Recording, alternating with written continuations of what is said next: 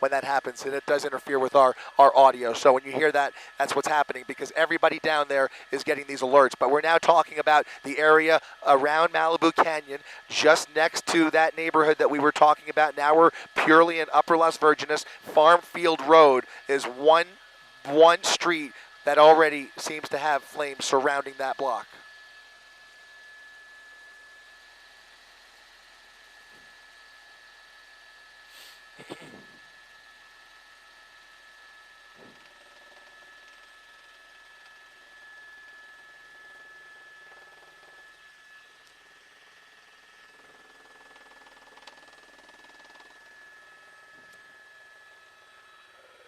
Text me.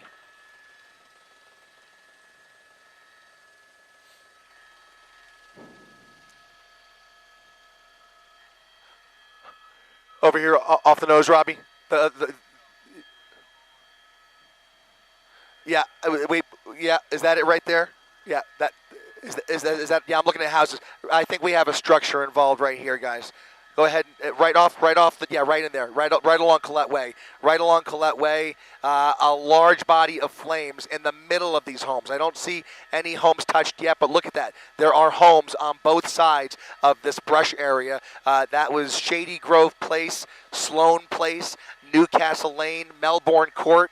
We're talking about two separate areas, so I don't want to confuse everybody. It's a large area now that is an immediate threat. You have two separate neighborhoods that are now being touched by this fire at the exact same time. So you've got one subdivision, Newcastle Lane, Sloan Place, right here along Shady Grove Place, and then you have the neighborhood Malibu Canyon, Gates Canyon Park, immediately to the west. Both of these neighborhoods are now being touched by fire.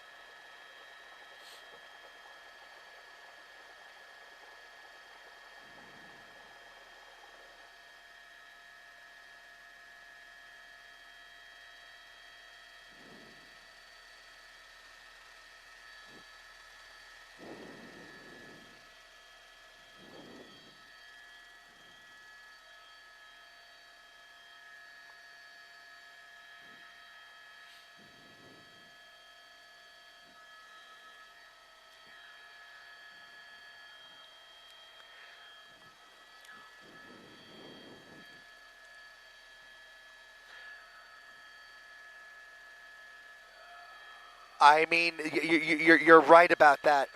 And Calabasas, I mean, you're talking about a huge swath of Calabasas. I have a feeling that Hidden Hills should be spared here. In fact, they've already drawn lines between the fire and Hidden Hills. So I think all of the attention now is immediately to the west of Hidden Hills, where what started as a fire on Kenneth is now multiple fires. I know it's all one fire. We call it the Kenneth Fire. But as I look out the window from the helicopter, there are fires in various directions. We're talking about a large area where there are multiple fires burning and now multiple neighborhoods being touched at the same time. I just want to make that really clear. This isn't like one specific body of flames that these crews are trying to chase. They've already got tankers showing up. They've got helicopters over here. They are trying to flood the zone with structure protection, and they will do so at all cost to save as many structures as possible. But as you're seeing from our pictures, there is already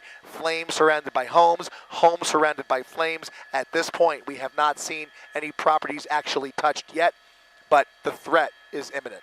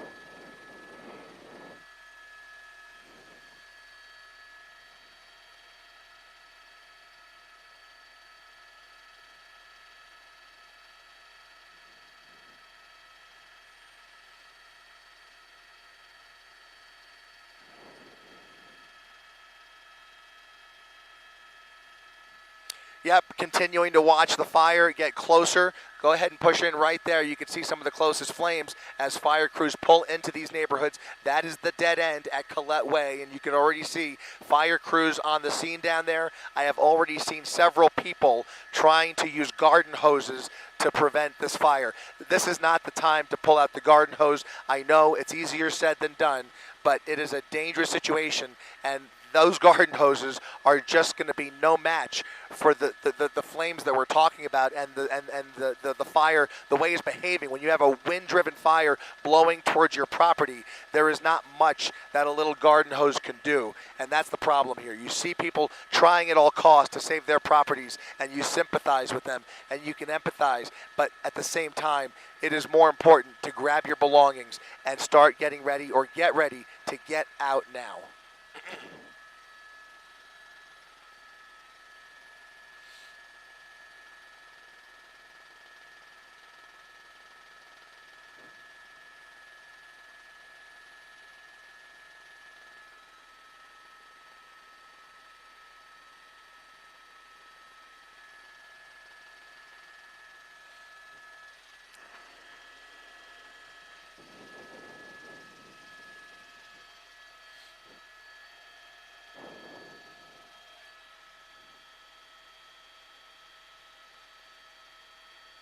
Right there. Yep.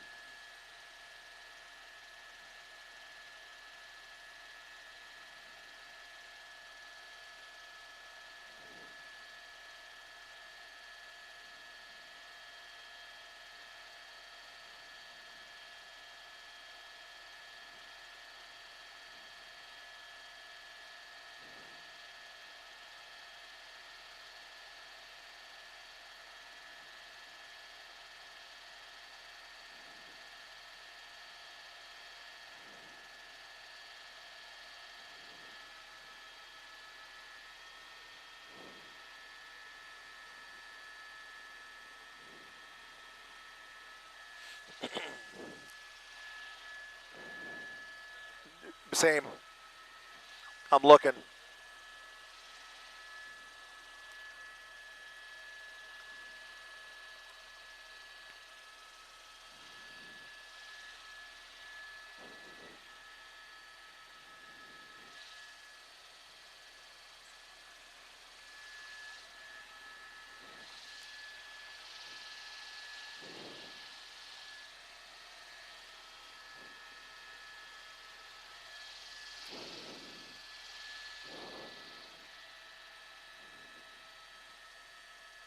It is. Looking down at the 101 right now, especially the southbound side of the 101, starting to see a real jam up as I presume folks are just trying to get away and use the 101 as the main artery out of here. Makes a lot of sense, obviously, but it is seeing a lot of slow traffic through here. As I do that, I'm also looking just to the north of us here and just trying to figure out, because there are so many active situations here between these two neighborhoods, fire approaching both of these neighborhoods. I've got to tell you, in some cases, you can already see where the brush clearance behind some of these homes has already spared the homes. If the brush clearance wasn't there, if they hadn't cleared the area around their property and their backyards, they would already be on fire. But some of these fires that are not jumping or spotting are kind of running into dead ends. They're running out of fuel once they get to the brush clearance, and those houses could be saved because of that brush clearance. That brush clearance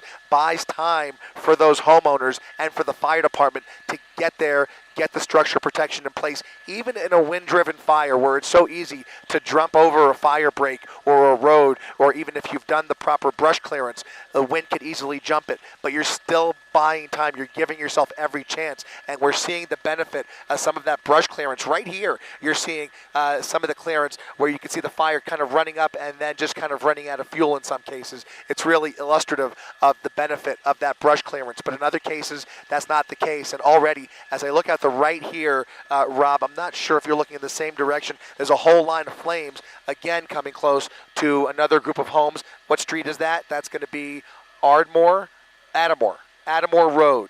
Fire, a line of fire running up right towards Adamar Road.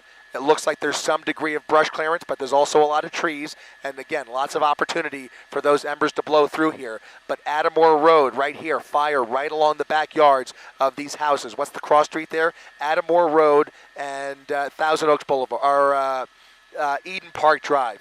Eden Park Drive between Adamar Road and Thousand Oaks Boulevard. Thousand Oaks Boulevard is the main street that runs through this neighborhood, and there is fire in this community that is brushing right up against these homes.